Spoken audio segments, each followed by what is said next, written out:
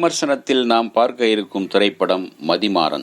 Mantra Veerapandian direction செய்ய இசை கார்த்திக் ராஜா, இசையமைக்க ஒளிப்பதிவு பரவேஷ் கே. கதைநாயகனாக வெங்கட் செங்குட்டுவன் நடித்திருக்கின்றார்.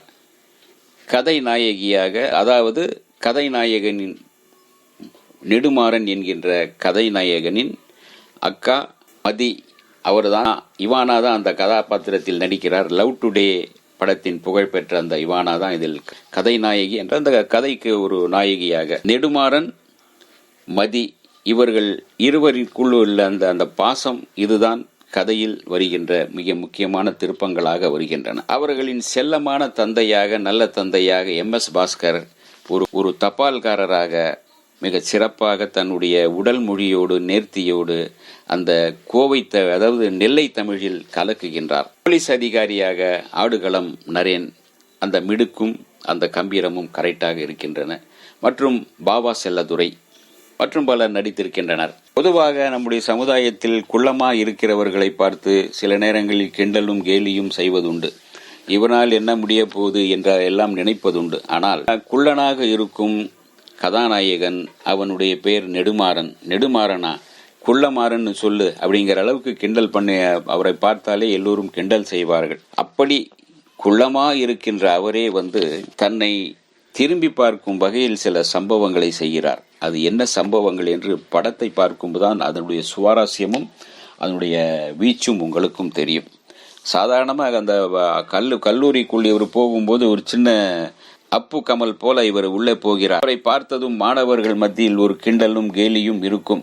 அதே சமயத்தில் அவருடைய அக்கா இவானா மதி, அவரும் கூட வரும்போது சில நேரங்களில் தன்னுடைய தம்பியை குள்ளன் என்று யாராவது சொன்னால் அக்காவுக்கு கோபம் வந்துவிடும். ஒரு கட்டத்தில் ஒரு பாலத்தில் உட்கார்ந்த 4-5 பேர் உட்கார்ந்து இவரை கிண்டல் செய்யும்.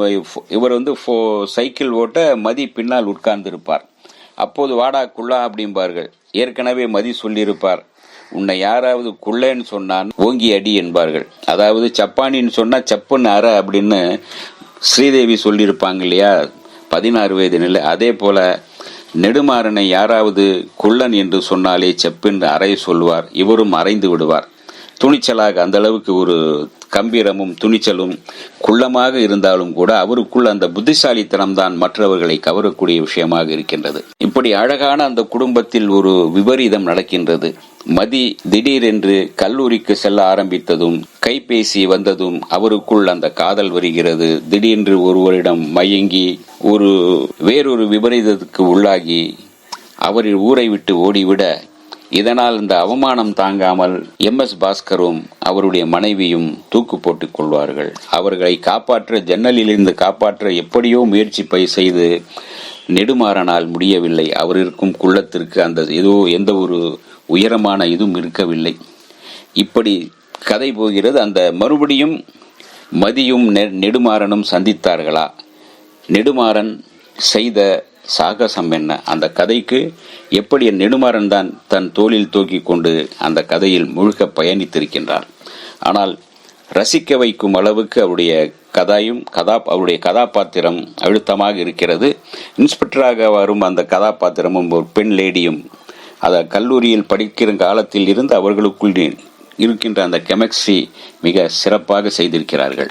நெடுமாறன், மதி இவர்கள் இருவரும் சேர்ந்து கிளைமாக்ஸில் செய்கின்ற ஒரு சம்பவம் தான் படத்திற்கு மதிமாறன் என்று சூட்டப்பட்டிருக்கிறது.